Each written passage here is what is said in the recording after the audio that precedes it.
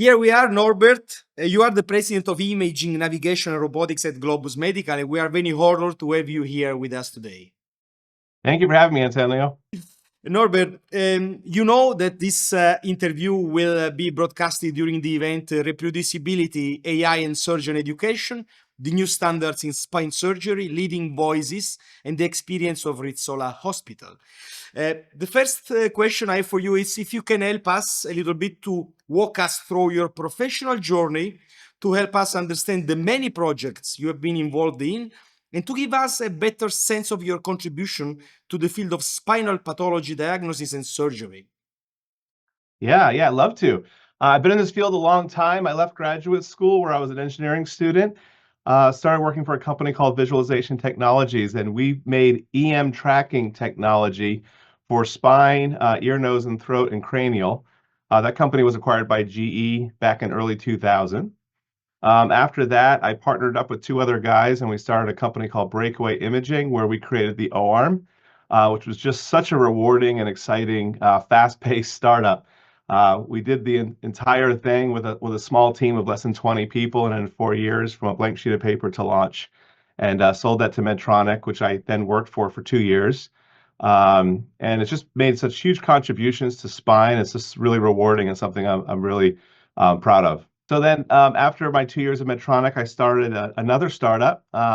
It didn't go so well. I always say, I had a success and I had a failure. The success is better, but you learn equally as much on both. So that one didn't go so well. It was a different kind of startup. And then after that, I started working with a small startup called Excelsius Surgical out in Phoenix, with Nick Theodore and Neil Crawford and Mitch Foster. And within 3 months of me kind of working with them and looking at the ideas they had for their robot and the work that they had already done, Globus acquired them. And so from there, I joined Globus and began running and kind of starting this imaging, navigation, and robotics group within Globus from all of the learnings from Excelsius Surgical. And so that some of that team, Nick and Neil, they still work with us to this day. That was 11 years ago. 11 years ago. It's amazing. And after 11 years, I mean, you reached the peak because being president of Imaging, Navigation, and Robotics, what does it mean on daily basis? What do you do? In what your job consists of? Yeah, so when we launched it, I focused on basically doing what I did with O-arm. Design the product. We took the Excelsius GPS and we made a product out of it. Took all the learnings from the Excelsius surgical team. We built our operations so that we could manufacture it. And then the other part of the INR business, Imaging, Navigation, Robotics, was all on the sales and the commercialization side. So there was two of us that kind of did that. I then took over the whole thing last year. And so after we did the robot, we then focused on the imaging system, the Excelsius 3D, which was a real treat for me, taking all the learnings from O-arm and getting a chance to do it again. And I'm really, really proud of that product. And we're getting such great feedback from our users. And we hope to have that in Europe soon. Right now, we're working through the regulatory pathway for that. But really, really great response to that product in the US today. And we will speak also about that because our hospital in particular, but not only, I mean, the European market is very much interested in that new step. But I'm interested, if you don't mind, to go back to the early days of Excelsius Surgical. If you can give us the mood, the cultural environment you were in with Nicholas, and especially Norbert, what does it imply to move from a great, an ingenious idea to the market? Because it's a totally different movie. It really, really is. And so, all the work that Neil and Nick did, doing cadaver labs and filing their patents and just learning out what was possible, was what a great foundation for us. But then to again take that and make that a product, you really have to think about everything. And we agonize over workflow. And I think, having a really bright team of engineers working with a really bright group of surgeons together, but agonizing over workflow is so important. And so we have some real design principles that we hold that I think you can see in all of our products, the way we do it.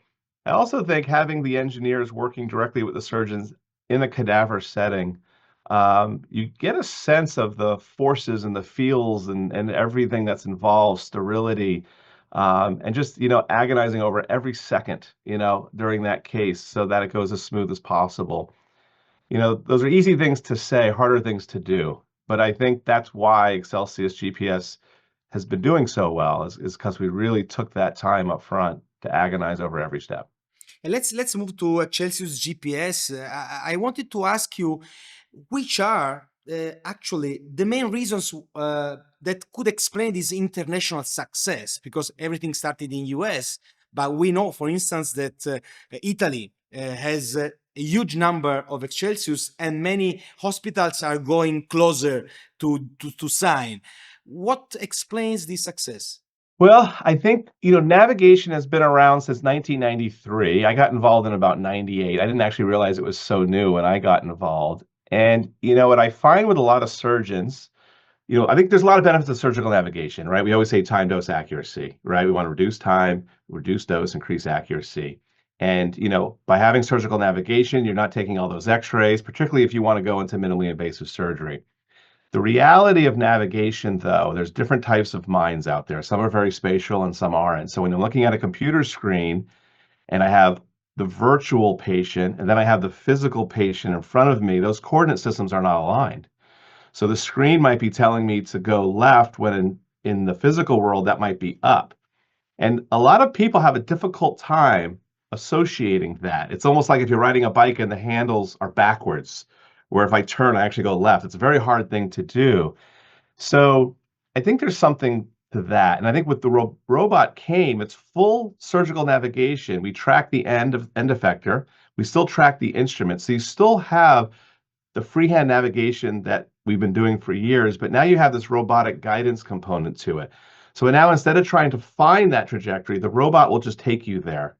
You don't have any cognitive load now where you're trying to maintain that trajectory. You can now focus on the surgery.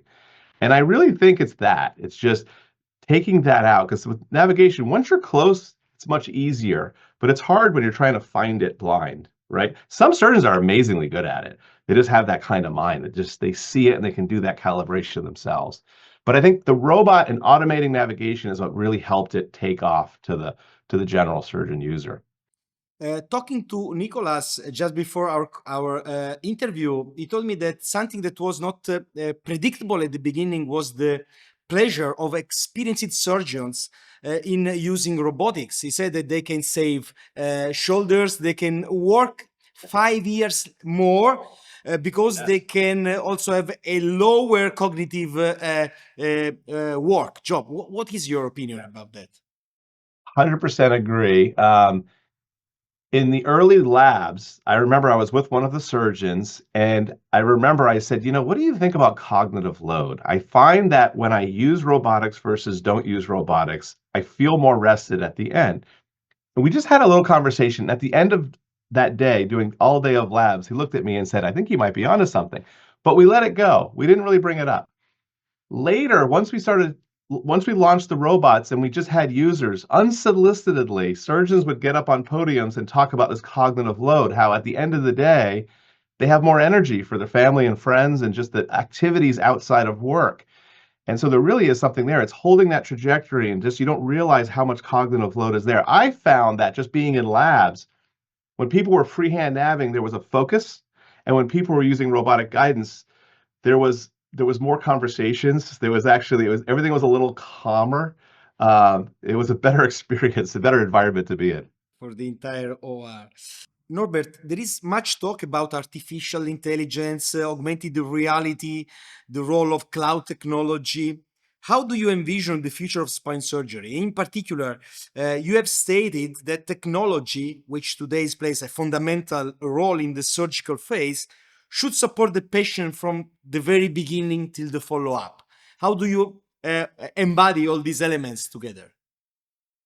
Yeah, I feel like our ecosystem, which is really best in class, we've done a great job of day of surgery. But there's a lot of columns to that continuum of care, if you will, right? From when you first meet with the patient all the way to healing and outcomes. And so I think as we look at that continuum of care, I think technology can help us, not just day of surgery, but really kind of throughout that continuum. And I think, we're starting to use AI more and more in our everyday lives, right? With these different chat GPTs and other things. And you're starting to see how it can make us more efficient. And I think there's a lot of opportunity there as we start looking at surgery, not just the day of surgery, but even outside, how those technologies are going to help us ultimately to improve outcomes, right? What about, in particular, the moment of diagnosis? Artificial intelligence can really be also in the spine field crucial to enhance, to uh, to give more to the surgeon. Yeah. Yeah, that's right. Digital health in general talks about patient-specific um, treatment, right? And I think the more and more data we have that can compare that to, for this particular patient, for the tens of thousands of patients that were very similar, these are the best outcomes that we got, for this pathology. And so I think what we can do is we'll be able to leverage that using AI to really help us in that early planning stage to give the surgeon the tools to give the optimal plan for that patient. It's not definitely not a one size fits all. And I think that's a bit what we're doing today, but that's what all the tools we have available today. But tomorrow's going to look very different. Yeah. Uh, Norbert, we have today at our event also policymakers, people from institutions, which is a sign that something is changing before the technological information, professional knowledge in health was very much part of the professionals in that sphere mostly. Why is important the idea of dialogue between institution and leaders in health also make them share the knowledge, information about how technology is impacting health? Yeah, I mean, obviously, we want the best care for our patients. And I think what we're doing is very complicated. And there's so many layers and facets to it all. So I think it's going to take all of us. It's just like a group of engineers trying to build a product without having surgeon involvement, right? You're not going to make a good product. It takes both. But I think when you look at the whole industry and how we're going to make it better, data, how are we going to handle data? Should each company have its own data or should data be shared, right? So that we could have even more data and provide even better surgery. These are the policy things I think that you're talking about. It's very complex. I mean, obviously, on the consumer side, we're doing lots of stuff with data, right? It's not a problem, but with HIPAA and other considerations and data sharing, it's quite difficult, right? And we're actually limiting care because of some of our concerns on privacy and data, which I get. It's all very important. But how do we navigate that and make sure we're giving the best care to our patients? It's very crucial to make people share the same table and Yeah. information.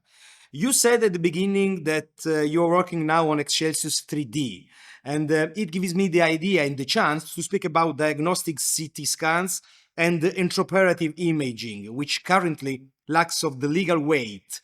Is it something you are working on as well? Well, so Excelsius 3D is a cone beam CT system, just like the O-arm, right? So most imaging systems in the operating room, if it's a C-based type thing, is cone beam. And so the big difference between fan beam and cone beam, because a lot of people will throw out the word diagnostic, and in the end, for your average surgeon, you really can't see the difference. So both fan beam, which is what you get in radiology, versus like a O-arm or a Excelsius 3D or say a Zeem, right? Those imagers, those are cone beam. And so fan beam, it's a flat row of detectors that's on a curve and that spins around the patient and the table kind of goes in. So you create this helix, right? Or spiral as you acquire. So they call it a fan because it's a very thin beam. Cone beam, you get a very large beam, but you're only going to do one rotation of the gantry. So the table doesn't have to progress, which is really nice for surgery, right? So maybe you can get a 15 to 20 centimeter slice in just one spin. Now, the similarities are you create a set of axial slices, right? And that's really what the magic of CT is. I can look up the spine, right? It's really magical how that works. And that's what you need, particularly for spatial positioning. I want to place a screw right in a pedicle. I'm close to the spinal cord. I'm close to vascular structures. It's critical. We want to make sure that we can see the details. So cone beam is very good with higher contrast, bone, tissue. I can see the difference of these things. But both create that volumetric view. Where fan beam is better because it's a smaller beam, you get less scatter, right? So X-rays scatter. It's a little bit like a waterfall where when it hits, you create that mist, right? Like the more water, the more mist. So if we have so much X-rays coming out on a cone beam at once, not the fan, there's almost like more scatter, which minimizes the ability to see the difference in soft tissue. Like if you're imaging the brain, you want to see the vascular versus the brain tissue. That's a little more difficult when you're talking about low contrast imaging. But for what we do in spine surgery and for like the general imaging, the cone beam systems are fantastic. You can see what you need to do your surgery. So there's really no difference. If you want to get super technical, it's called Hounsfield calibration or Hounsfield accuracy. That's the voxel, three-dimensional pixel, and what value it is. So how closely can I map that to air and bone and other things? Cone beam just isn't as accurate as fan beam. But when you're looking at it as a surgeon, it's more than sufficient for what you need to do the job. So I wouldn't worry about that. Thank you so much. I have the last question. I will not ask you about the secrets of the company, what you're working on, because it's obvious something we have not to discuss. But my question is to the man that knows how the future will be somehow shaped, which is the future of the spine surgeon, because I think that this is also a question that they really have. Yeah, I think that the future of spine surgery for us, as we're growing as a company and we have a responsibility to provide the tools to the surgeon so that we can really get outcomes there. It's outcomes, outcomes, outcomes, right? In spine surgery, the outcomes aren't anywhere near what you might get in like a total hip or some of the orthopedic joint procedures, right? So spine still has a long way to go in improving the long-term outcomes of those procedures. So I think, as you kind of already pointed out, I think AI is a new tool in our toolbox that we're going to be able to look not just the day of surgery, but through that entire continuum of care that's going to drive those outcomes. I think proceduralization, as we start looking at all of the different procedures that we do, if we can kind of proceduralize those things to remove the variance between surgeons to make sure that people are doing best practices coupled with all of that data and algorithms, the industry term is augmented intelligence, where we're giving the surgeon intelligence throughout that continuum of care, when they need it, so that you have all of that available to you.